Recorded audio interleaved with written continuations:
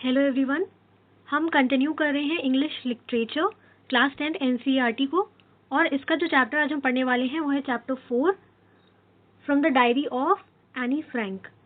सो ये चैप्टर इस लड़की के ऊपर आधारित है जो कि एक ज्यू थी bye religion, and during world war 2 इसको क्या इंड्योर करना पड़ा और क्या प्रॉब्लम फेस करनी पड़ी, इसने वो डॉक्यूमेंट करी थी अपनी डायरी में, और उसी से रिलेटेड यहाँ पर हम पढ़ने वाले हैं।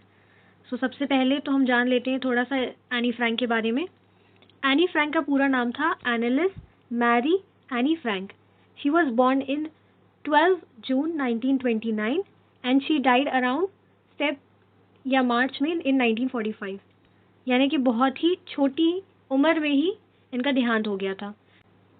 She was a German-born Jewish girl who wrote while in hiding with her family and 4 friends in Amsterdam during the German occupation of Netherlands in World War II. World War II के दौरान जब Germany ने Netherlands को occupy कर लिया था, कब्जा कर लिया था, तो ये एम्स्टरडैम में अपनी फैमिली के साथ और 4 फ्रेंड्स के साथ वहाँ पर छुपी हुई थी। Her family had moved to Amsterdam after the Nazis gained power in Germany. जब नाजी पार्टी ने पावर गेन कर लिया था जर्मनी में, तो ये अपनी फैमिली के साथ एम्स्टरडैम को मूव कर गई थी। But were trapped when the Nazi occupation extended into the Netherlands. और फिर क्या हुआ, नाजी की ही वजह से इन्होंने जर्मनी छोड़ दिया, इनकी फैमिली ने। पर जब नाजी एक पॉलिटिकल ऑर्गेनाइजेशन थी जो जर्मनी में हुआ करती थी, और इसको लीड करता था हिटलर। सो जब ये लोग उसके डर से वहाँ से नेदरलैंड मूव कर गए, बाद में क्या हुआ कि यही पॉलिटिकल पार्टी ने नेदरलैंड को भी ऑक्यूपाई कर लिया। As persecutions against the Jewish population increase, the family went into hiding in July 1942। अब होता क्या है कि जर्मनी में ज्यू पीपल को, ज्यू पॉपुलेशन को परसिक्यूट किया जाता है, उनको मार दिया जाता है कमरे में। और ये कमरा कहाँ था? In her father Otto Frank's office building. अपने पापा की ऑफिस बिल्डिंग में जाके ये लोग जुलाई 1942 में छुप गए थे। After 2 years in hiding, the group was betrayed and transported to the concentration camp system where Annie died of typhus in Bergen-Belsen within days of her sister Margot Frank. फिर होता क्या है, 2 साल तक तो ये लोग वहाँ छुपे रहते हैं। उसके बाद ये जो इनका ग्रुप होता है उनको पकड़ लिया जाता है और कॉन्सेंट्रेशन कैंप में भेज दिया जाता है, जहाँ पर एनी की मृत्यु हो जाती है टाइफस होने से, और उसकी बहन मार्गेट जो फिर देहांत हो जाता है। Her father, Otto, the only survivor of the group, returned to Amsterdam after the war ended. और एनी फ्रैंक के जो पिता होते हैं वो अकेले ही उस ग्रुप में सर्वाइव कर पाते हैं, जिंदा रहते हैं, और फिर जब वर्ल्ड वॉर खत्म हो जाती है तो वो एम्स्टरडैम रिटर्न कर जाते हैं to find that her diary had been saved. और जब वो वापस एम्स्टरडैम जाते हैं तो उन्हें वहाँ एनी फ्रैंक की डायरी मिलती है, जो कि उन्हें पता चलता है कि बच गई है। Convinced that it was a unique record. और ये जो डायरी होती है वो एक यूनिक रिकॉर्ड के तौर पे वो उसे देखते हैं। He took action to have it published in English under the name the diary of a young girl. और फिर वो क्या करते हैं, उस डायरी को पब्लिश होने के लिए ले जाते हैं और उसका नाम क्या रखते हैं? The diary of a young girl. बात करते हैं ये किस डायरी के बारे में बात कर रहे हैं, तो ये डायरी उनके पिता ने, एनी फ्रैंक के पिता ने उनको दी थी for her 13th birthday, and chronicles the events of her life from 12 June 1942 until it's final entry of 1 अगस्त 1944। जब उनके पिता ने उन्हें ये डायरी दी थी, वो तब से अपनी जीवन के इवेंट्स के बारे में उसमें लिख रही थी।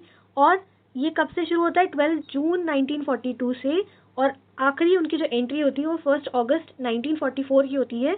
क्योंकि क्या होता है, उन्हें पकड़ लिया जाता है नाजी के द्वारा और कॉन्सेंट्रेशन कैंप में भेज दिया जाता है, जहाँ उन सबकी एक एक करके मृत्यु हो जाती है। अकेले सर्वाइव करते हैं उनके पापा, जो बाद में इस डायरी को पब्लिश करवा देते हैं। It was eventually translated from its original Dutch into many languages. अब एनी फ्रैंक ने जो लैंग्वेज यूज़ करी थी वो यहाँ पर डच थी। उसके बाद उसे क्या किया गया, ताकि लोग उस डायरी को पढ़ सके और उस लड़की की ज़िंदगी में झांक के देख सके कि उसने कितनी प्रॉब्लम्स उठाई, कितने साल उसने छुप के ऑफिस के कमरों में बिताया अपनी फैमिली के साथ। उसने सब कुछ डॉक्यूमेंट किया था उस डायरी में। तो इसी वजह से उसको डिफरेंट लैंग्वेजेस में ट्रांसलेट किया गया और पब्लिश करवाया गया। उसके बाद क्या होता है, it becomes one of the world's most widely read book. उसके बाद क्या, ये जो किताब होती है वो दुनिया की सबसे ज़्यादा पढ़ी जाने वाली किताब बन जाती है. There have always been several films, television and theatrical productions and even an opera based on the diary. और इस डायरी के बेस पर टीवी में प्रोग्राम्स होते हैं, इसके ऊपर फिल्म बनती है, थिएटर, और यहाँ तक कि ओपरा भी इसके ऊपर बनता है. Described as the work of a mature and insightful mind, the diary provides an intimate examination of daily life under Nazi occupation. अब ये जो डायरी है वो एक बहुत ही समझदार और इंटेलिजेंट माइंड को डिस्क्राइब कर रही है, क्योंकि ये डायरी किसने लिखी है, एनी फ्रैंक ने लिखी है.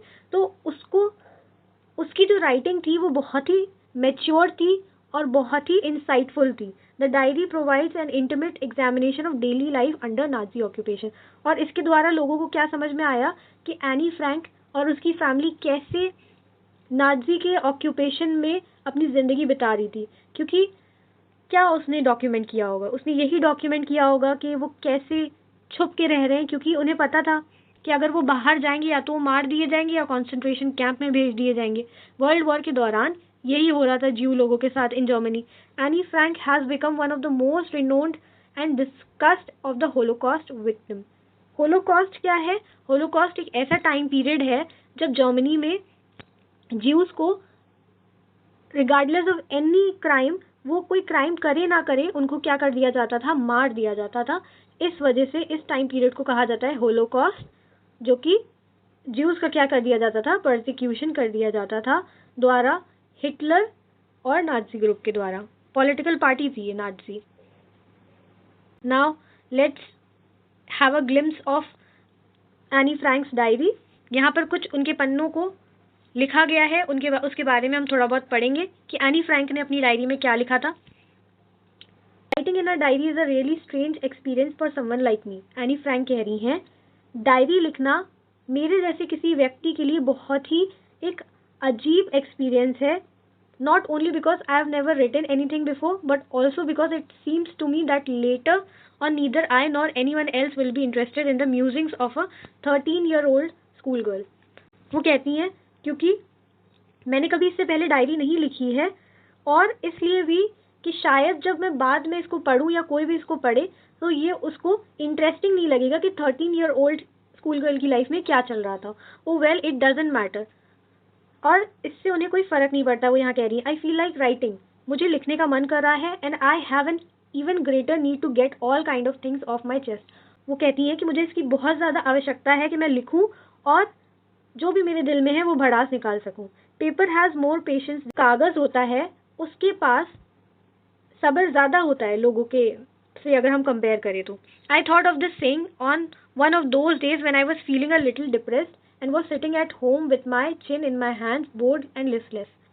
उन दिनों जब वो बहुत ही ज़्यादा डिप्रेस यानी सैड फील कर रही थी, कॉन्स्टेंट सैडनेस फील कर रही थी, अपने घर पे बैठी हुई थी और एक हाथ उनका अपनी ठुड्डी पे था और वो बहुत बोर्ड हो गई थी और उनमें कोई एनर्जी बाकी नहीं थी.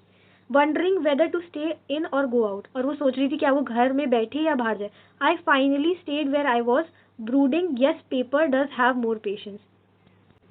और वो सोचती हैं कि वो घर पे बैठे या बाहर चली जाए, और फिर वो क्या करती हैं, फाइनली वो जहाँ होती वहीं बैठी रहती हैं और सोचती हैं कि हाँ, पेपर के अंदर ज़्यादा क्षमता होती है, ज़्यादा पेशेंस होती है then any other person. And since I am not planning to let anyone else read this stiff backed notebook grandly referred to as a diary unless I should ever find a real friend. और वो कहती हैं कि वो किसी को ये diary पढ़ाने का नहीं सोच रही हैं जब तक कि उन्हें कोई एक अच्छा फ्रेंड नहीं मिल जाता. उस डायरी में वो लिखती रहेंगी. It probably won't make a bit of difference. Now I am back to the point that prompted me to keep a diary in the first place. I don't have a friend. अब वो यहाँ कहती हैं मैं उस point पे वापस आ गई हूँ. क्यों मैंने ये डायरी फर्स्ट प्लेस में अपने पास रखने का सोचा? क्योंकि उनके पास कोई भी फ्रेंड नहीं था. I don't have a friend. Let me put it more clearly. मैं इसे अच्छे से समझाती हूँ. Since no one will believe that a 13-year-old girl is completely alone in the world. वो ये कहती हैं कि कोई ये यकीन नहीं करेगा कि 13 सालाना एक लड़की पूरी दुनिया में अकेली है. And I am not. I have loving parents. फिर वो ये कहती है मैं अकेली नहीं हूँ क्योंकि मेरे पास लविंग पेरेंट्स हैं, 16-year old सिस्टर है, there are about 30 people I can call friends. और वो कहती हैं कि ऐसे 30 लोग हैं जिनको मैं अपना फ्रेंड बोल सकती हूँ। I have a family, loving aunts and a good home. मेरे पास बहुत ही अच्छी प्यार करने वाली फैमिली है, बहुत प्यार करने वाली आंट्स है और एक बहुत अच्छा घर है। No, on the surface I seem to have everything. ऊपर ऊपर तो लगता है मेरे पास सब कुछ है, except my one true friend, सिवाय उस एक सच्चे दोस्त की। All I think about when I am with friends is having a good time. जब मैं दोस्तों के साथ होती हूँ तो मुझे अच्छा समय बिताने का दिल करता है। I can't bring myself to talk about anything but ordinary everything. मैं अपने अलावा हर चीज़ के बारे में बात कर पाती हूँ। We don't seem to be able to get any closer. वो यहाँ पर कह रही हैं जब वो अपने फ्रेंड्स के साथ होती हैं तो वो अपने बारे में बात नहीं कर पाती हैं, इसके बजाय वो हर उस चीज़ के बारे में बात कर रही होती हैं। हम शायद उतने करीब नहीं हैं, एंड दैट्स द प्रॉब्लम। और यही वो कहती हैं, एनी फ्रैंक कहती है, उनकी प्रॉब्लम है। Maybe it's my fault that we don't confide in each other. वो ये कहती हैं कि शायद ये मेरी ही गलती है कि हम अपनी पर्सनल थॉट्स एक दूसरे के साथ नहीं शेयर कर पाते। In any case that's just how things are. फिलहाल ऐसा ही है जैसा है, वो कहती हैं, and fortunately they are not liable to change. और कुछ भी चेंज होने लायक तो नहीं है। This is why I have started the diary. और इसी वजह से मैंने डायरी लिखना शुरू किया, क्योंकि उनके पास कोई ट्रू फ्रेंड नहीं था जिससे वो अपनी फीलिंग्स को शेयर कर सके, अपनी पर्सनल बातों को शेयर कर सके। इसीलिए उन्होंने डायरी लिखना स्टार्ट किया at the age of 13, which was gifted by his father at that time. So ये डायरी लिखने की आदत और ये डे टू डे जर्नल करने की वजह से उन्होंने क्या किया, इसी वजह से हमें होलोकॉस्ट के दौरान जो भी उनकी फैमिली ने आपदा झेली, जो भी कैटास्ट्रोफी उन्होंने झेली, हमें उस डायरी के थ्रू पता चलता है कि उस फैमिली ने कितना सफ़र किया। To enhance the image of this long-awaited friend in my imagination, I don't want to jot down the facts in this diary the way most people would do, but I want the diary to be my friend. I am going to call this friend Kitty. अब वो कहती है कि मैं अपनी imaginations को और बढ़ाने के लिए जिस फ्रेंड का मैं इंतज़ार कर रही हूँ उसके बारे में मैं इस डायरी को भरना नहीं चाहती हूँ, जैसे कि लोग करते हैं, अपनी डायरी भर देते हैं, बल्कि मैं इस डायरी को अपना फ्रेंड मानती हूँ और इस नए फ्रेंड को मैं क्या कहूँगी, किटी कहूँगी। ये कौन कह रहा है, एनी फ्रैंक कह रही हैं अपनी डायरी में, अपनी डायरी के विषय में। No one would understand a word of my stories to Kitty if I were to plunge right in, I'd better provide a brief sketch of my life, much as I dislike doing so. वो कहती हैं कि अगर मैं अभी से लिखना शुरू कर दूं तो कोई भी मेरे बारे में समझ नहीं पाएगा, तो थोड़ा सा मैं अपना ब्रीफ इंट्रोडक्शन देती हूँ अपनी लाइफ के बारे में, जो कि मुझे करना बिल्कुल भी पसंद नहीं है। My father, the most adorable father I have ever seen, didn't marry my mother until he was 36। वो कहती हैं कि मेरे पिता जो बहुत ही अच्छे पिता हैं, उन्होंने मेरी माँ से तब तक शादी नहीं करी थी जब तक कि वो 36 के नहीं हो गए थे, एंड शी वॉज 25। और मेरी माँ कितने साल की थी, she was 25. My sister Margaret was born in Frankfurt in Germany in 1926. Anne Frank की बहन मार्गरेट का जन्म हुआ था फ्रैंकफर्ट में, जर्मनी में 1926. I was born on 12 June 1929. और एनी फ्रैंक का जन्म हुआ था 12 June 1929. I lived in Frankfurt until I was 4. और उन्होंने अपनी ज़िंदगी 4 साल की उम्र तक फ्रैंकफर्ट में बिताई. My father immigrated to Holland in 1933. और फिर क्या हो गया, उनके जो पिता हैं वो 1933 में होलैंड को चले गए. My mother Edith Hollander Frank went with him to Holland in September. और उनकी माँ भी उनके साथ सितंबर में चली गई. While Margaret and I were sent to Aachen to stay with our grandmother. जबकि एनी फ्रैंक और मार्गरेट को उनकी दादी के पास रहने के लिए भेज दिया गया था एकन में. Margaret went to Holland in December. Margaret Holland कब गई, दिसंबर में चली गई. और उसके बाद उनके पीछे एनी फ्रैंक फरवरी में हॉलैंड चली गई अपने माता पिता के पास. When I was plunked down on the table as a birthday present to Margaret. और मार्गरेट के बर्थडे प्रेजेंट के तौर पर एनी फ्रैंक को हॉलैंड में प्रस्तुत किया गया. I started right away at the Montessori nursery school. Sorry if I am pronouncing it wrong. I stayed there until I was 6. अब वो कह रही हैं कि उनकी स्कूलिंग जो थी वो स्टार्ट हो गई थी और वो वहाँ पर रही जब तक कि वो 6 साल की थी. At which time I started in the first form. First form में उन्होंने स्टार्ट किया. In the 6th form my teacher was Mrs Kuperus, the headmistress. अब जब वो 6th ग्रेड में पहुंची तो उनकी जो टीचर थी उनका नाम था मिसेस ह्यूपेरिस, और वो एक हेड मिस्ट्रेस थी. At the end of the year we were both in tears as we said a heartbreaking farewell. अब साल के अंत में जब उनका क्लास कंप्लीट हो गया तो दोनों ही बहुत ज़्यादा दुखी थे और एक दूसरे को उन्होंने फेयरवेल किया, अलविदा किया. In the summer of 1941 grandma fell ill and had to have an operation, so my birthday pass with little celebration.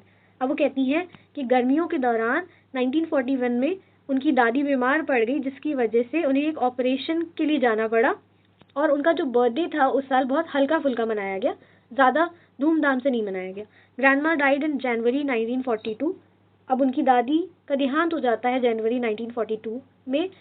No one knows how often I think of her and still love her. वो कहती हैं कि कोई ये नहीं जानता कि मैं उन्हें कितनी बार मिस करती हूँ और मैं उनसे कितना प्यार करती हूँ. This birthday celebration in 1942 was intended to make up for the other, and grandma's candle was lit along with the rest. अब जब उन्होंने 1942 में अपना बर्थडे सेलिब्रेट किया तो उसमें ग्रैंडमा के लिए भी कैंडल को जलाया गया. The four of us are still doing well, and that brings me to the present date of 20 June 1942 and solemn dedication of my diary. अब वो यहाँ पर कहती हैं कि हम चारों आज के वक्त में सब साथ में हैं और अच्छे से हैं. और डेट क्या है, प्रेजेंट डेट वो कह रही है यहाँ पर 20 जून 1942 है, और वो अपनी डायरी यहाँ लिख रही हैं. दोबारा वो लिखती हैं यहाँ पर, dearest Kitty, our entire class is quaking in its boots. वो ये कहती हैं कि हमारा जो पूरा क्लास है वो काँप रहा है अपने पैरों पे खड़े होकर. The reason of course is the forthcoming meeting in which the teacher decides who will move up to the next form and who will be kept. अब वो यहाँ कहती हैं कि पूरा क्लास यहाँ पर क्या हो रहा है, परेशान हो रहा है कि क्योंकि अब फोर्थ कमिंग आने वाली मीटिंग पीटीए मीटिंग होने वाली है एक्चुअली, और टीचर्स डिसाइड करेंगी कि कौन रुकेगा और कौन पास किया जाएगा नेक्स्ट क्लास में. Half the class is making bets. GN and I laugh ourselves silly at the two boys behind us, CN and Jacks. अब वो कहती हैं कि मैं और जीएन हंस रहे हैं उन दो लड़कों पर जो पीछे हमारे बैठे हैं, CN and Jacques, who have stacked their entire holiday savings on their bed. जिन्होंने अपनी बेट लगाई है, हॉलीडे की जितनी भी उन्होंने सेविंग करी थी, उन्होंने जो भी पैसे जोड़े थे उन्होंने बेट पे लगा दिए हैं. From morning to night it's you are going to pass, no I am not, yes you are, no I am not. अब सुबह से रात क्या हो रहा है, अब बच्चे यही बात करें कि तुम पास हो जाओगे, नहीं मैं नहीं हो पाऊंगा, नहीं तुम हो जाओगे, नहीं हो पाऊंगा. Even G's pleading glances and my angry outbursts can't calm them down. If you ask me, there are so many dummies that about a quarter of the class should be kept back. और वो कहती हैं कि अगर मुझसे पूछा जाए तो ऐसे कितने सारे बेवकूफ़ हैं, आधे से ज़्यादा, जिनको क्लास में रुकना चाहिए. But teachers are the most unpredictable creatures on earth. और वो कहती हैं कि टीचर्स जो होती हैं बहुत ही अनप्रिडिक्टेबल होती हैं, इनको समझा नहीं जा सकता कि वो क्या करेंगी आगे, कौन से बच्चे भेजेंगी और कौन से रोकेंगी. I am not so worried about my girlfriends and myself. मैं अपने बारे में और अपनी फ्रेंड्स के बारे में इतना परेशान नहीं हूँ. Will make it. हम क्या कर जाएंगे, एनी फ्रैंक कह रही हैं, हम पास कर जाएंगे. The only subject I am not sure about is maths.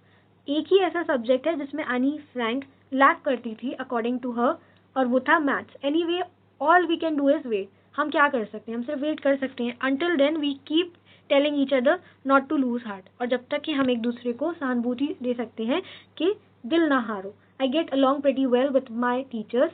There are 9 of them. मैं अपनी टीचर्स के साथ बहुत अच्छे से रहती हूँ, और यहाँ पर 9 टीचर्स हैं, 7 men and 2 women. Mister Keesing, the old foggy who teachers maths, was annoyed with me for ages because I talk so much.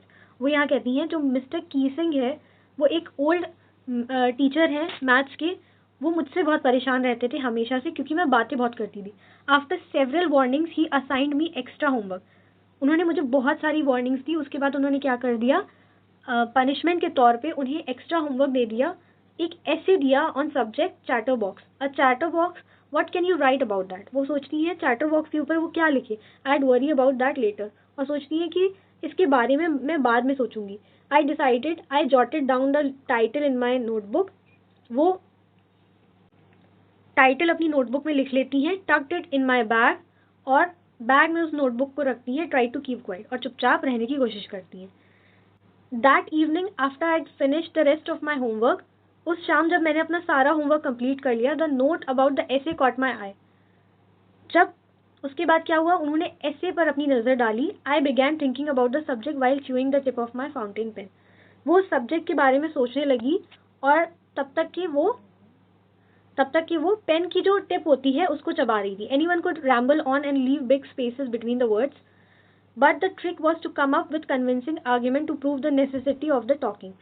अब वो कह रही हैं कि कोई भी कुछ भी स्पेस छोड़ छोड़ के लंबा लंबा लिख के कुछ भी लिख के दे सकता है, पर ट्रिक क्या है, मुझे एक बहुत ही कन्विंसिंग आर्ग्यूमेंट लिखना है ताकि वो ये प्रूव कर पाए कि टॉक करना यानी बात करना कितना ज़रूरी है।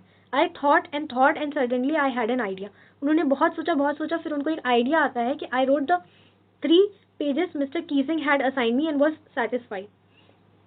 फिर क्या हुआ, उन्होंने 3 पेजेस चैटर बॉक्स के ऊपर लिखे, दैट वॉज अ टॉपिक। उसके बाद जब वो ये टॉपिक उन्हें दिखाती हैं तो वो सेटिस्फाइड हो जाते हैं। I argued that talking is a student trait and that I would do my best to keep it under control. वो कहती हैं कि ये स्टूडेंट्स की आदत होती है बात करना, लेकिन वो कोशिश करेंगी कि वो अपनी बात करने को क्या करे, कंट्रोल करे। वो उस टॉपिक में ये लिखती हैं, but that I would never be able to cure myself of that habit since my mother talked as much as I did if not more. वो कहती हैं कि फिर भी मैं इस आदत को नहीं छोड़ सकती हूँ क्योंकि ये मेरी आदत मुझे मेरी माता से लगी है, वो भी मुझसे कम बात नहीं करती हैं, and that's there not much you can do about it which is inherited trade. वो ये कहती हैं कि ये तो मुझे अपनी माँ से विरासत में ये ट्रेट मिला है, ये क्वालिटी मिली है और इसको मैं ऐसे नहीं छोड़ सकती, इसे क्योर नहीं कर सकती। Mister Keesing had a good laugh at my argument, जो उनके टीचर होते हैं वो बहुत हंसते हैं उनके आर्ग्यूमेंट पे, but when I process to talk my way through the next lesson he assign me a second essay. जब वो फिर से बात करने लगती हैं नेक्स्ट लेसन में तो फिर मिस्टर कीजिंग उन्हें एक सेकेंड ऐसे दे देते हैं। This time it was suppose to be on an incorrigible chatterbox. अब उन्होंने क्या दे दिया, एक और ऐसे असाइन कर दिया और उसमें लिखा था, अब उन्हें लिखना था इनकॉरेबल चैटर बॉक्स के ऊपर। इनकॉरेबल क्या होता है, something that cannot be corrected, ऐसा व्यक्ति जिसको सही नहीं किया जा सकता। I handed it in and Mr Keesing had nothing to complain about for 2 whole lessons. फिर से वो ऐसे पे कुछ लिख कर दे देती हैं और 2 लेसन्स तक मिस्टर कीजिंग जो उनके टीचर होते हैं वो उनसे कुछ नहीं कह पाते। However during the 3rd lesson he finally had enough. जब 3rd टाइम ऐसा होता है तो उनसे अब उनकी अब बस हो जाती है। Anne Frank as punishment for talking in class right N ऐसे entitled quirk quirk quirk said mistress chatterbox. अब क्या होता है, जब 3rd टाइम वो क्लास को डिस्टर्ब करती हैं तो उनके जो टीचर होते हैं और गुस्सा हो जाते हैं और फिर से उन्हें एक ऐसे लिखने को दे देते हैं और टॉपिक इस बार बहुत ही इंटरेस्टिंग होता है, that is quirk quirk quirk said mistress chatterbox. So the class roared, I had to laugh too. अब पूरा क्लास क्या करता है, हल्ला मचा देता है और उन्हें फिर हंसना पड़ता है। एनी फ्रैंक कहती है, though I nearly exhausted my ingenuity on the topic of chatterboxes बॉक्सेस। अब वो क्या कहती हैं कि वो एग्जॉस्ट हो जाती है एक ही टॉपिक पे बार बार लिखकर। It was time to come up with something else. अब वो कहती हैं कि उन्हें किसी नए आइडिया के साथ आना पड़ेगा, something original. My friend Sanne who is good at poetry offer to help me write the essay from beginning to end in verse and I jump for joy. वो कहती हैं कि उनकी एक फ्रेंड थी सैनी जो कि कविता लिखने में बहुत अच्छी थी। वो उन्हें हेल्प ऑफर करती हैं और कहती हैं कि वो उन्हें स्टार्टिंग से लास्ट तक पूरा लिखने में हेल्प करेंगी और एनी फ्रैंक ये सुन के खुशी से कूद उछलती हैं। Mister Keesing was trying to play a joke on me with this ridiculous subject. वो कहती हैं कि मिस्टर कीजिंग जो हैं वो मेरे साथ खेल कर रहे हैं इस टॉपिक के साथ, इस सब्जेक्ट के साथ, but I make sure the joke was on him. तो मैं कोशिश करूंगी कि जो जोक है वो उन पर पलट जाए। I finish my poem and it was beautiful. वो कहती हैं कि उन्होंने अपनी पोएम ख़त्म कर ली होती है और वो बहुत खूबसूरत होती है। It was about a mother duck and a father swan with 3 baby ducklings who were bitten to death by the father because they quacked too much. वो कहती हैं कि ये जो पोएट्री होती है वो एक मदर डक के बारे में होती है और फादर स्वैन के बारे में होती है जो अपने 3 डकलिंग्स को काट लेते हैं जब तक कि वो मर नहीं जाते। क्यों? उसकी वजह ये होती है कि वो ज़्यादा ही क्वैक क्वैक कर रहे होते हैं, शोर कर रहे होते हैं। Luckily mister Keesing took the joke the right way. वो कहती हैं भाग्य से मिस्टर कीजिंग जोक को एक सही तरीके से लेते हैं। He read the poem to the class adding his own comments. वो उस पोएम को सब क्लास के सामने पढ़ते हैं और अपने कमेंट्स भी उस पर ऐड करते हैं, and to several other classes as well, और बाकी क्लासेस में भी जाके उस पोएम को पढ़ते हैं. Since then I have been allowed to talk and haven't been assign any extra homework. तब से उन्हें बात करने की अनुमति मिल जाती है और मिस्टर कीसिंग उन्हें कोई भी एक्स्ट्रा होमवर्क असाइन नहीं करते हैं. On the contrary, Mr Keesing always making jokes these days. इसके अतिरिक्त मिस्टर कीसिंग अब क्या कर रहे हैं, काफ़ी मजाक करने लगे हैं इन दिनों. ये कहती हैं एनी फ्रैंक इन हर डायरी, और ये कुछ फ्यू एक्सपीरियंसेस थे एनी फ्रैंक के जो उन्होंने अपनी डायरी में लिखे थे. This was it for chapter 4. And if you want to know more about Annie Frank and her life's experience during the Holocaust and genocide of Jewish people in the World War II, you can really search about it. बहुत ही interesting character है Anne Frank, और इनका chapter 4 यहाँ पर समाप्त होता है. We will continue with chapter 5 in the next video. Thank you for listening, and please like and comment down if you have any suggestion for any other subject or anything. Thank you.